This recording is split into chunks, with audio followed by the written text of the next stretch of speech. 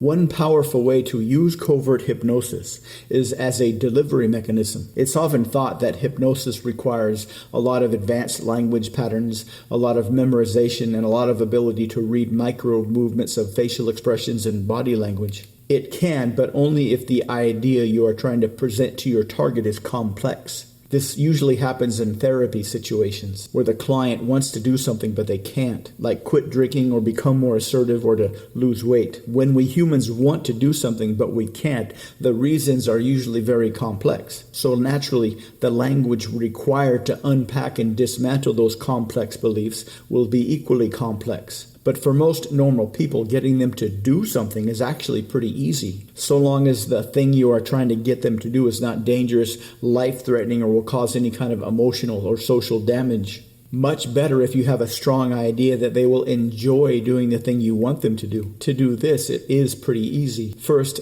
consider the thing you want them to do, and then connect it to a universal human desire, something that we all want. A good go-to universal human desire is a desire for increased social status. Not fake social status, but real social status. The kind that gets them genuine social validation and appreciation. Then you can deliver this linguistic equation inside of a hypnotic delivery system. Language that is both compelling and vague. Vague so they aren't sure exactly what is going on, but with enough compelling content mixed in, they'll be interested. A good way to introduce vagueness is with something called a lack of referential index. This is when you introduce a couple of proper nouns and then a whole bunch of pronouns. Example, the other day I went to the library with my friend and his sister who was really hot. We asked the librarian, who was also very cute, for some fantasy books since she is entering a gaming competition and wants to brush up on her fantasy language skills. She picked up a book about a princess and a wizard and started to read it out loud. He looked at her and said, "If you practice the language of deep instinctive persuasion,